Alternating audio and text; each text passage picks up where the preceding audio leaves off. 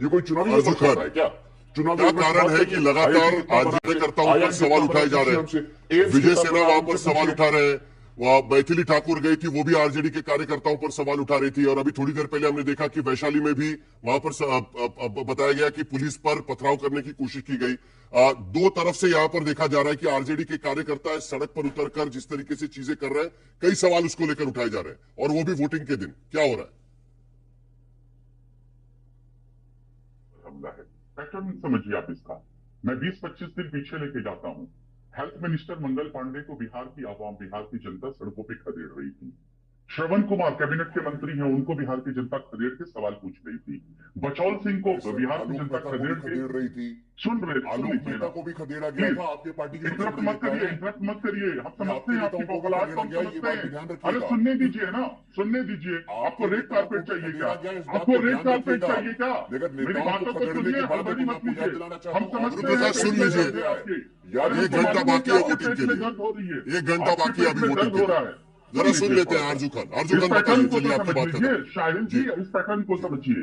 संजीव मिश्रा जी को खदेड़े जा रहे हैं, संगीता कुमार खदेड़ी जा रही है, जीवेश मिश्रा खदेड़े जा रहे हैं, और उसके बाद बिहार की जनता ने इनके कार्यालयों पे चढ़ाई कर दिया। कार्यालयों पे किस तरीके से चढ़ाई करे इन्होंने? अरे सुनिए, कह रहे हैं आरजेडी के कार्यकर्ता है तो साहब। अरे आरजू यही तो है खान, कि आरजू खान कह रहे हैं कि आरजेडी के कार्यकर्ता है। यही इसको आप जनता कह रही है वो आरजेडी के कार्यकर्ता है, वही तो आरोप को लगा रहे थे। वो बिहार के 14 करोड़ जनता में से एक है। ये नहीं समझ पा रहे इन चीजों को, और इनके जुमले का, इनके लफाजी का सवाल का जवाब पूछ रहे हैं। खदेड़ रही है जनता इनको, लेकिन ये समझ नहीं पा रहे हैं।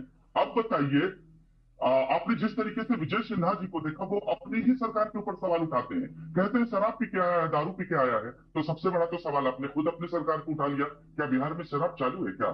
और वो भी डिप्टी सीएम के सामने वो आदमी खड़ा हुआ है। इस प्रदेश में, ये इतना सांस्कृतिक प्रदेश है कि सवाल जवाब लोग करते हैं और जवाब पूछते हैं, तलब करते हैं, लेकिन इनको तो पच नहीं रहा है। परेशानी ये है कि जनता ने इनके ऊपर चढ़ाई कर दिया है।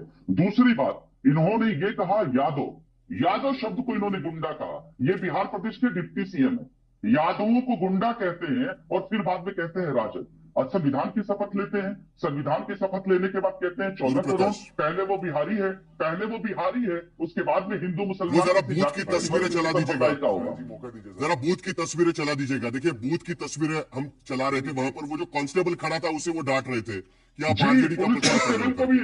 पुलिस कांस्टेबल को भी डांटा, वर्दी में खड़ा हुआ पुलिस वाले को भी इन्होंने डांटा। ठीक है आरजू खान, अब जवाब देते हैं, उसके बाद आलोक जी के पास चलूंगा। चलिए, यहाँ पे बड़ा बड़ा भाषण दे रहे हैं।